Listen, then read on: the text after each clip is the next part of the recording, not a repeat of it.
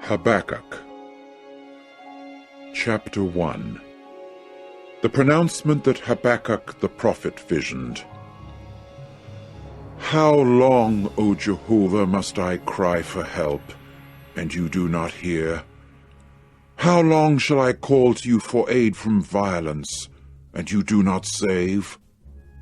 Why is it that you make me see what is hurtful, and you keep looking upon mere trouble? And why are despoiling and violence in front of me? And why does quarreling occur? And why is strife carried? Therefore law grows numb, and justice never goes forth, because the wicked one is surrounding the righteous one.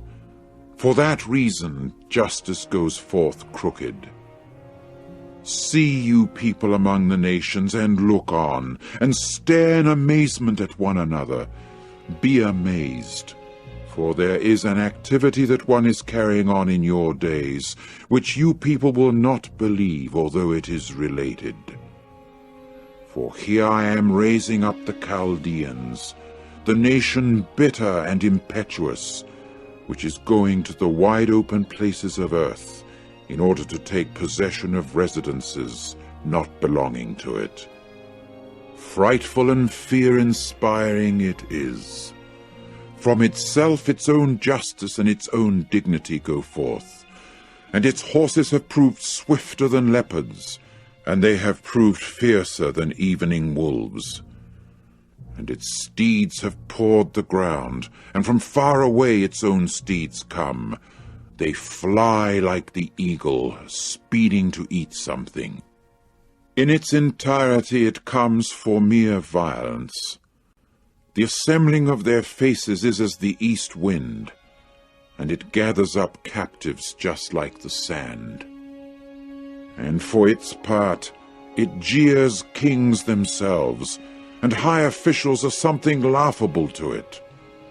For its part it laughs even at every fortified place, and it piles up dust and captures it. At that time it will certainly move onward like wind, and will pass through, and will actually become guilty. This its power is due to its God. Are you not from long ago, O Jehovah? O my God, my Holy One, you do not die. O Jehovah, for a judgment you have set it, and O Rock, for a reproving you have founded it. You are too pure in eyes to see what is bad, and to look on trouble you are not able. Why is it that you look on those dealing treacherously, that you keep silent when someone wicked swallows up someone more righteous than he is? And why do you make earthling man like the fishes of the sea, like creeping things over whom no one is ruling? All these he has brought up with a mere fishhook. He drags them away in his dragnet, and he gathers them in his fishing net. That is why he rejoices and is joyful. That is why he offers sacrifice to his dragnet, and makes sacrificial smoke to his fishing net. For by them his portion is well oiled, and his food is healthful. Is that why he will empty out his dragnet? And does he have to kill nations constantly, while he shows no compassion? Chapter 2.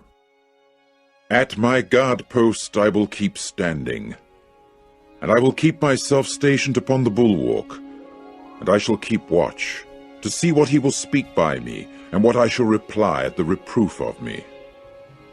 And Jehovah proceeded to answer me and to say, Write down the vision and set it out plainly upon tablets, in order that the one reading aloud from it may do so fluently. For the vision is yet for the appointed time, and it keeps panting on to the end. And it will not tell a lie, Even if it should delay, keep in expectation of it, for it will without fail come true. It will not be late. Look, his soul has been swelled up. It has not been upright within him, but as for the righteous one, by his faithfulness he will keep living. And indeed, because the wine is dealing treacherously, an able-bodied man is self-assuming, and he will not reach his goal. He who has made his soul spacious, just like Sheol, and who is like death, and cannot be satisfied. And he keeps gathering to himself all the nations, and collecting together to himself all the peoples. Will not these very ones, all of them, lift up against him a proverbial saying, and an alluding remark, insinuations at him? And one will say, Woe to him who is multiplying what is not his own. Oh, how long? And who is making debt heavy against himself? Will not those claiming interest of you rise up suddenly, and those wake up who are violently shaking you, and you certainly become to them something to pillage? Because you yourself despoiled many nations, all the remaining ones of the peoples will despoil you, because of the shedding of blood of mankind, and the violence to the earth, the town, and all those dwelling in it. Woe to the one that is making evil gain for his house, in order to set his nest on the height, so as to be delivered from the grasp of what is calamitous. You have counseled something shameful to your house, the cutting off of many peoples, and your soul is sinning. For out of the wall a stone itself will cry out plaintively, and from the woodwork a rafter itself will answer it. Woe to the one that is building a city by bloodshed, and that has solidly established a town by unrighteousness.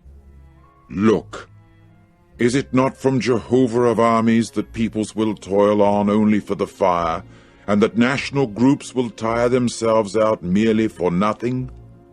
For the earth will be filled with the knowing of the glory of Jehovah, as the waters themselves cover over the sea. Woe to the one giving his companions something to drink, attaching to it your rage and anger, in order to make them drunk, for the purpose of looking upon their paths of shame. You will certainly be satiated with dishonor instead of glory. Drink also you yourself, and be considered uncircumcised. The cup of the right hand of Jehovah will come around to you, and there will be disgrace upon your glory, because the violence done to Lebanon is what will cover you, and the rapacity upon the beasts that terrifies them, because of the shedding of blood of mankind, and the violence done to the earth, the town, and all those dwelling in it. Of what benefit has a carved image been, when the former of it has carved it, a molten statue, and an instructor in falsehood, when the former of its form has trusted in it, to the extent of making valueless gods that are speechless? Woe to the one saying to the piece of wood, O do awake! To a dumb stone, O wake up! It itself will give instruction. Look, it is sheathed in gold and silver, and there is no breath at all in the midst of it. But Jehovah is in his holy temple. Keep silence before him, all the earth. Chapter 3. The prayer of Habakkuk the prophet, in dirges. O Jehovah, I have heard the report about you. I have become afraid, O Jehovah, of your activity. In the midst of the years, O bring it to life. In the midst of the years, may you make it known. During the agitation, to show mercy, may you remember. God himself proceeded to come from Teman, even a holy one from Mount Paran. His dignity covered the heavens, and with his praise the earth became filled. As for his brightness, it got to be just like the light. He had 2 rays issuing out of his hand, and there the hiding of his strength was. Before him pestilence kept going, and burning fever would go forth at his feet. He stood still, that he might shake up the earth. He saw and then caused nations to leap. And the eternal mountains got to be smashed. The indefinitely lasting hills bowed down. The walkings of long ago are his. Under what is hurtful I saw the tents of Cushan. The tent cloths of the land of Midian began to be agitated. Is it against the rivers, O Jehovah? Is it against the rivers that your anger has become hot? Or is your fury against the sea? For you went riding upon your horses. Your chariots were salvation. In its nakedness your bow comes to be uncovered. The sworn oaths of the tribes of the thing said, with rivers you proceeded to split the earth. Mountains saw you. They got to be in severe pains. A thunderstorm of waters passed through. The watery deep gave forth its sound. On high its hands it lifted up. Sun, moon stood still in the lofty abode thereof. Like light your own arrows kept going. The lightning of your spear served for brightness. With denunciation you went marching through the earth. In anger you went threshing the nations. And you went forth for the salvation of your people, to save your anointed one. You broke to pieces the head one out of the house of the wicked one. There was a laying of the foundation bare, clear up to the neck. With his own rods you pierced the head of his warriors, when they moved tempestuously to scatter me. Their high glee was as of those bent on devouring an afflicted one in a place of concealment. Through the sea you trod with your horses, through the heap of vast waters. I heard, and my belly began to be agitated. At the sound my lips quivered.